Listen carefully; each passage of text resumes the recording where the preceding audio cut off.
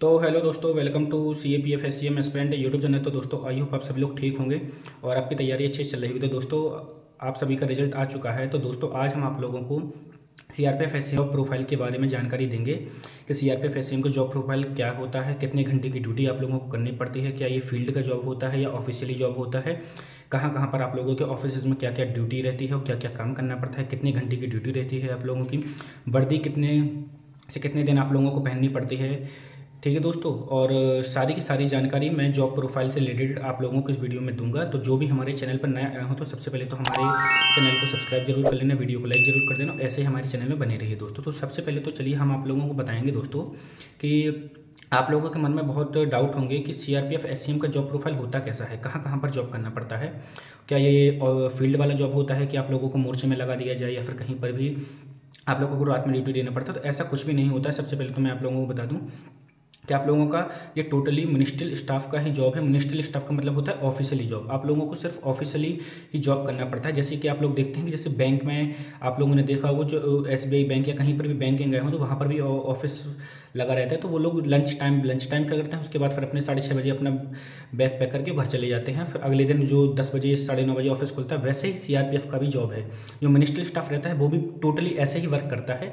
अपना अपना जो भी टेबल रहता है तो वहाँ पर जितने बजे से, जैसे 10 बजे से ऑफिस खुला, मैं अपना बता रहा हूँ, 10 बजे से ऑफिस खुला तो 1:30 बजे तक आप लोगों को ऑफिस चलेगा। उसके बाद 2 घंटे का लंच होता है। 3:30 बजे फिर ऑफिस ओपन हुआ और शाम को 6:30 बजे ऑफिस बंद हो गया। तो ये सभी लोगों का ऐसा रहता है। फिर आप लोगों को कब आना है, अगले दिन फिर 10 बजे ही आना है। ऐसा नहीं है कि आप लोगों को रात में ड्यूटी लगेगा, ऐसा कुछ नहीं होता है। ठीक है दोस्तों, उसके बाद चलिए हम आप लोगों को बताएंगे कि आप लोगों ने समझ लिया कि फील्ड जॉब नहीं है, ऑफिशियली जॉब है। ESI स्टेनोग्राफर का क्या रहता है, ESI स्टेनोग्राफर का भी वैसे ही रहता है जैसे मिनिस्ट्रियल स्टाफ का रहता है। ESI स्टेनोग्राफर भी मिनिस्ट्रियल में ही आता है, लेकिन वो क्या है कि वो टेबल DIG साहब, IG ऑफिस या फिर कमांडिंग ऑफिसर जो CO साहब रहते हैं उनको रिप्रेजेंट करता है वो टेबल। जो CO साहब, DIG साहब, IG सर, ये सर होते हैं जिन उन लोगों के जो पर्सनल सेक्रेटरी होते हैं, PS होते हैं, उन लोगों को ASI स्टेनोग्राफर तो वो आप लोगों को दिया जाता है। ठीक है दोस्तों, ऐसा ASI स्टेनोग्राफर का वर्क प्रोफाइल रहता है। उसके बाद चलिए हम आप लोगों को बताएं कि कितने से कितने घंटे का ड्यूटी रहता है। वो भी मैंने आप लोगों को बता दिया है कि सुबह अगर आप लोगों का 9:30 बजे ऑफिस खुल रहा है तो 1 बजे आप लोगों का लंच हो जाएगा और फिर आप लोगों को 3 बजे फिर से जाके और 6:30 बजे तक आप लोगों का फिर छुट्टी हो जाएगा। तो आप लोग अपने घर पर जा सकते हैं, जिसको जो भी फैमिली रखे हो तो फैमिली, नहीं तो हमारी तरह जो भी लाइन में रहते हैं, जैसे अभी हम लोगों ने फैमिली नहीं रखा है तो आप लोग वैसे भी रह सकते हैं। ठीक है दोस्तों, उसके बाद चलिए हम लोगों को बताएंगे कि प्रमोशन कैसे कैसे होते हैं। तो CRPF SCM का प्रमोशन, अगला प्रमोशन ASIM के लिए होता है, जिसमें कि 7 से 6 से 7 साल 8 साल आराम से लग जाते हैं। ठीक है दोस्तों, उसके बाद फिर आप लोगों को जल्दी प्रमोशन है तो थोड़ा बहुत टाइम लग जाता है। अगर आप लोग सुपीरियर रैंक देखें, अगर मिनिस्ट्रियल स्टाफ में कि कोई अगर सुपीरियर रैंक है तो वो DCM तक रहता है, डिप्टी कमांडेंट मिनिस्ट्रियल तक आप लोग जा सकते हैं अपने फ्यूचर लाइफ में। ठीक है दोस्तों, वैसे मोस्टली नहीं जा पाते हैं क्योंकि प्रमोशन बहुत आजकल लेट हो गए हैं, तो थोड़ा बहुत टाइम लग जाता है। आप हेड क्लर्क या फिर असिस्टेंट कमांडेंट मिनिस्टर तक तो जा ही सकते हैं, इतना तो मैं कह ही सकता हूँ। ठीक है दोस्तों, जो भी नई उम्र हो, जो लोग ज्वाइन कर रहे हो। उसके बाद चलिए हम आप लोगों को बताएंगे कि आप लोगों का सैलरी कितना मिलता है। अगर आप लोग बेसिक देखें तो बेसिक आप लोगों का 25,500 रहता है, 25,500 आप लोगों का बेसिक रहता है। उसके ऊपर DA लगा दिए जाए, राशन मनी आप लोगों का लगा दिया जाए और फिर आप लोगों का TA जो भी बन रहा है तो TA लगा दे।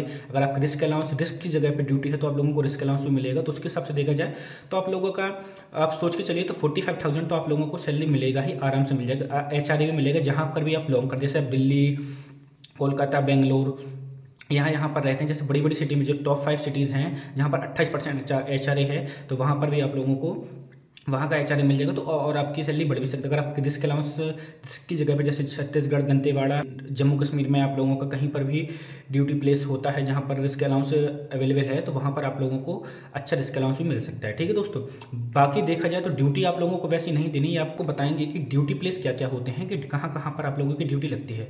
तो अगर हम लोग सबसे पहले तो हम लोग सबसे बड़े ऑफिस की बात करते हैं, जो कि हमारा डायरेक्टरेट ऑफिस रहता है, DGP ऑफिस रहता है। वो है सब लोगों का, हमें जितना भी CRPF के जितने भी ग्रुप सेंटर है, IGP ऑफिस, सबका अगर ग्रुप सेंटर डायरेक्टेड देखा जाए तो वो एक ही है दिल्ली में। तो वहीं पर ही डायरेक्टेड वो ही कमांड करता है सभी के सभी इन्फॉर्मेशन को। ठीक है दोस्तों, उन्हीं के बाद अगर आप देखेंगे तो आप लोगों का जोन में पोस्टिंग हो सकती है, पोस्टिंग उसके बाद आप लोगों का IGP ऑफिस में हो सकता है, IGP ऑफिस के बाद आप लोगों का ग्रुप सेंटर में हो सकता है, ग्रुप सेंटर में DIG सर बैठते हैं और फिर उसके बाद आप लोगों का यूनिट में हो सकता है। यूनिट में सीओ सर बैठते हैं, और सीओ सर के बाद आप लोगों का कहीं पर भी कहीं पर भी आप लोगों को पोस्टिंग नहीं, क्योंकि उसके फिर नीचे 7 कंपनियाँ, हर यूनिट की 7-7 कंपनियाँ रहती हैं।